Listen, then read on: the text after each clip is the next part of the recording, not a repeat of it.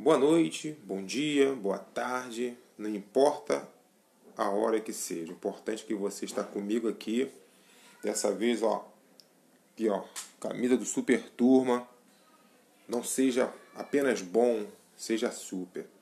Aula de hoje, como havia prometido para vocês, modais de transporte. Professor Altair, professor do Super Turma, sempre antenado, acompanhando os movimentos aí.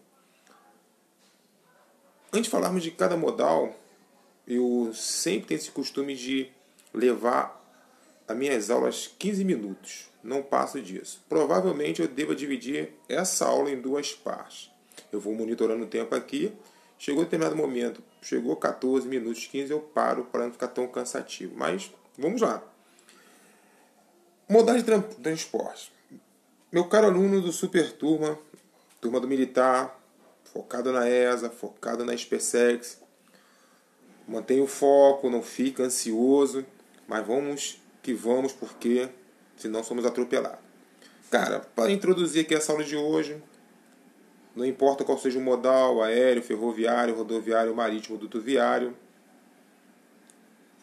o transporte de carga ele requer muitos custos, que nós chamamos de custos logísticos.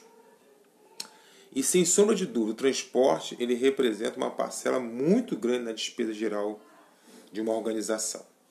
Já falei isso já, vou repetir, mais de 60% desse custo vem do transporte. E aí, qual modal vai escolher uma empresa? Né? Que modal escolher? E aí que a gente vem exatamente em cima dessa questão. Professor Altair, e a questão do avanço tecnológico, essas coisas todas, a internet. A internet também é uma via hoje que eu chamo também de um modal de transporte. Os dados vão passando por ali e hoje tem empresas já que chama de infovias especializadas nessa área. Mas como fica a empresa nessas questões tecnológicas na hora do transporte? Meu amigo, o avanço tecnológico é importantíssimo, mas eu volto a repetir, de todo esse processo logístico, o que vai fazer o produto chegar até o lugar de destino é um modal. Se ele é aéreo, se ele é ferroviário, se ele é rodoviário, se ele é marítimo, se ele é dutoviário, ele vai chegar lá. Então a grande pergunta é, professor, qual é o melhor modal para ser escolhido para um determinado país? No caso do Brasil, que a gente vai fazer prova da ESA. Cara, a nível de Brasil, a gente vai ver que sempre priorizou o transporte rodoviário. Essa tendência, né, veio desde a época de JK, Juscelino Kubitschek, e isso foi perdurando o país, e o país, já vi aqui durante a aula, que o país sempre priorizou o transporte rodoviário e trouxe muitos prejuízos. Há uma tendência muito grande de mudança, há uma tendência muito grande para mudar isso tudo. Mas, a princípio, o transporte rodoviário ele ocupa grande parte do transporte de carga no Brasil, que acaba encarecendo. Então, essa aula ela tem como objetivo também, além dessa explicação inicial, mostrar para vocês quais são as características desses modais, quais são as vantagens comparativas, as desvantagens que cada um apresenta. Ok? Dessa vez eu vou ficar até o final com o meu rostinho aí para vocês, né, atentarem para a aula que eu vou dar. Então, aí do lado aí, modais de transporte, aí em cima, Super Turma, aqui embaixo, professor Altair, e aqui eu. Vamos que vamos, porque não temos que parar. Galera, os modais e meios de transporte estão aí, né? Eu fiz um esqueminha, são os principais modais de transporte. A gente fala modais, é meio de transporte, né? Só muda o nome aí, porque a gente fala de intermodalidade, multimodalidade, então são os modais. Então nós temos, basicamente, né, os modais aquático, que aí pega o marítimo fluvial, o terrestre, que é rodoviário, ferroviário e os tubulares, e o aéreo. Cada um desses modais tem uma diferença muito grande, né? Tudo vai depender da distância a percorrer. Nas questões gerais, o que eu quero que você entenda, além desse esqueminha aí, é que hoje existem grandes tendências para que o momento, né, do país, no mundo, é de uma mudança muito grande, né, em relação a essas questões do transporte. Tem a questão da terceirização logística, que é uma tendência que fará parte da rotina logística. Tem a automação do processo, ou seja, novas ferramentas estão surgindo para facilitar o dia a dia do setor de transporte no país. Software, plataforma online de controle de fluxo de produtos. Tem os serviços que usam tecnologia para atendimento, intermediação, aplicativos, uso de transporte multimodais, enfim. Então aí a gente começa, né, a nossa pegada aí. Aí ele faz uma comparaçãozinha legal, né, sobre as matrizes de transporte no mundo. Eu acho bom pra caramba, pessoal da SpaceX aí. Você percebe que no... Deixa eu fazer aqui, ó, mostrar aqui pra vocês. Eu vou fazer isso para vocês terem atenção. Aqui, ó. Ele aqui faz esse comparativo de transporte no mundo com o tipo de modalidade. Se você olhar nesse lado aqui, ó, né, o verde ali é o ferroviário, o laranjinho é o rodoviário e o azulzinho hidroviário. Você vê que nesses países que estão aí presentes, o Brasil é o que mais utiliza transporte rodoviário. Se você analisar Rússia, Austrália, Canadá, Estados Unidos e Brasil, são países de grande dimensão territorial. Faltou aí alguns países, né? Faltou a Índia, faltou... Mas, enfim, esse transporte, ele no Brasil, você vê que o Brasil utiliza muito transporte rodoviário. Isso acaba tirando a nossa competitividade no mercado mundial. Até porque a gente vai ver lá na frente que nós temos grandes precariedades nesse setor. Deixa eu apertar aqui. Vamos continuar. E continuando aqui a nossa pegada, né, ele faz aí uma comparação aí de matriz, que é basicamente o anterior, mas com mais destaque para você ter uma visão melhor. Rússia, Canadá, Austrália, Estados Unidos, China e Brasil. Você vê aí que a China, com o seu crescimento econômico, começou a entrar nos trilhos. Ou seja, a China começa a investir em ferrovias. E esse processo tem contribuído também para o crescimento maior da China competitiva a nível mundial. Até porque a China é gigantesca e há uma necessidade muito grande de investir em ferrovias. Olhando também comparativamente Estados Unidos com o Brasil, né, o transporte americano é bem equilibrado, rodoviário, hidroviário e ferroviário. Isso é uma vantagem muito grande. Tem um vídeo no YouTube do Jornal da Globo que mostra o transporte de soja no Brasil e nos Estados Unidos, um comparativo de valores. O Brasil ele ganha muito dos Estados Unidos em vários fatores, mas vai perder exatamente nessa questão do transporte, principalmente do transporte de soja, que é feito praticamente de trem e caminhões, e perde-se tempo nos portos. Nos Estados Unidos não. Nos Estados Unidos você tem o transporte do caminhão até as balsas, grandes balsas, e transporta o país todo, praticamente entra no país todo. Então isso acaba no final dando um lucro muito maior. Continuando aqui, né? A gente começa aqui sobre uma perguntinha, né? A escolha da matriz de transporte é fundamental para baratear o custo operacional, a gente viu aqui, ampliar a competitividade, maior integração econômica e diminuir problemas ambientais. Lógico que, né, se você investe em transporte rodoviário, a tendência é que a questão do ecológica aí mexe muito. Então, esses aqui são fatores muito importantes a nível de escolha de matriz. Aqui são, né, as matrizes de transporte de carga no Brasil, a situação do Brasil, mostrando aí, né, a projeção de mudança. Você vê aqui, ó, vou novamente apertar aqui, ó, um botãozinho. Aqui é a situação atual e aqui seria a mudança, né, futura, ou seja, o transporte ferroviário, se for a tendência a seguir, nós teríamos aí um equilíbrio. Aí realmente eu poderia dizer que o Brasil entraria nos trilhos novamente para desenvolver.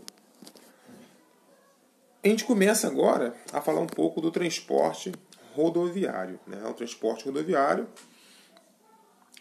tendo como principal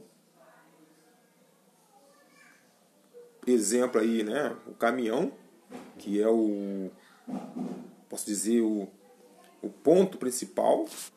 E ele tem, né, grandes vantagens, sim. Logicamente, a gente acaba citando e acaba sendo repetitivo, lá na frente a gente vai ver isso. O caminhão tem algo que outros meios de transporte não têm, né? Essas vantagens que vocês estão vendo aí, eu vou ler para você: rapidez, flexibilidade, facilidade na locomoção nas áreas urbanas, é um transporte mais econômico para pequenas distâncias. Além desses fatores, o caminhão tem uma vantagem que é interessante: ele consegue transportar de um ponto a outro. Ele não está tão condicionado, né, às questões, essas questões. Então, é uma vantagem que ele tem. Lógico que ele é vantajoso para distâncias pequenas e médias.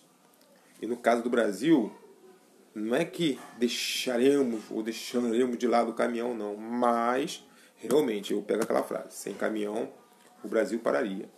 Aí você vê as condições das principais rodovias brasileiras, né? Você percebe que, no geral, considerando aí o péssimo, ruim, regular, boa e ótima, as nossas estradas são muito ruins. Aqui ele começa, né, a questão agora de... Só lembrar lá atrás, pessoal, vou voltar aqui rapidinho, ó. Eu só toquei nas vantagens.